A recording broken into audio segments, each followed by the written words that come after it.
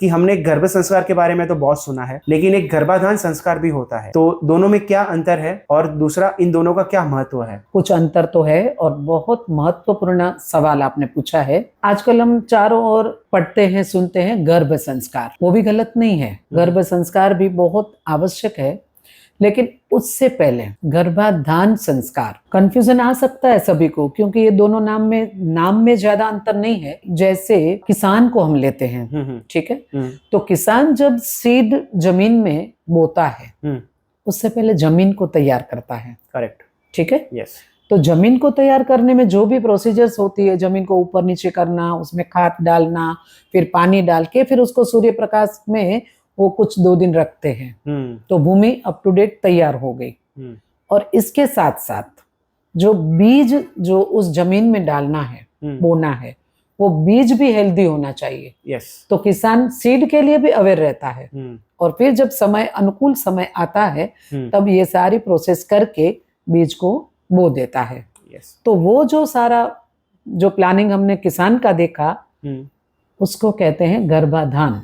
Okay, मतलब correct, same here हमारे ऋषियों ने कहा कि यदि माता पिता बनना चाहते हैं जो दंपति, तो उससे पहले उसको भूमि तैयार करनी होगी। तो भूमि तैयार करने में जो स्त्री बीज है, ओवम है, और पुरुष का जो शुक्राणु जिसको हम स्पर्म कहेंगे, ये दोनों को ठीक करना जी, वो गर्भ ठहरने से पहले करना होता है। जी बिल्कुल।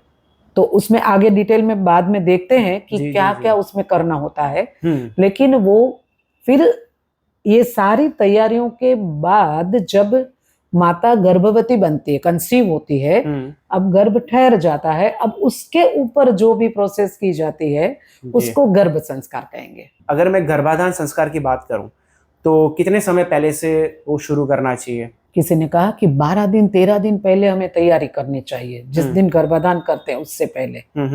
लेकिन हम इतिहास की ओर चलते हैं तो योगीराज श्री कृष्ण को हम लेते हैं, उनका हमें सुनने में और पढ़ने में आता है स्वाध्याय से कि उन्होंने 12 वर्ष तक तैयारी की। पर्वतों के बीच चले गए और वहां रुक्मिणी और कृष्ण, उन्होंने 12 साल तक ब्रह्मचर्य का पालन करते हुए गर्भाधान की ओर चले थे। अच्छा। तो हम जितना मतलब कि कम से कम 1 साल का ब्रह्मचर्य हमारे आज के वर्तमान में बताया गया है कि जितना स्पर्म और बीज जो ओवम है उसको हेल्दी बनाने के लिए कम से कम 1 साल का यदि ब्रह्मचर्य। देखिए, हम आदर्शता की बात करेंगे आज, जो भी बातें हैं ना वो ऊपर के लेवल की करेंगे, और हम गृहस्थ आश्रम में और सांसारिक जीवन में हर चीज को कर नहीं सकते, लेकिन अवेयरनेस आती है जी। तो इतनी तैयारी, इतना समय लेकर अगर यदि आगे बढ़ते हैं तो हम अच्छे संतान को प्राप्त कर सकते हैं।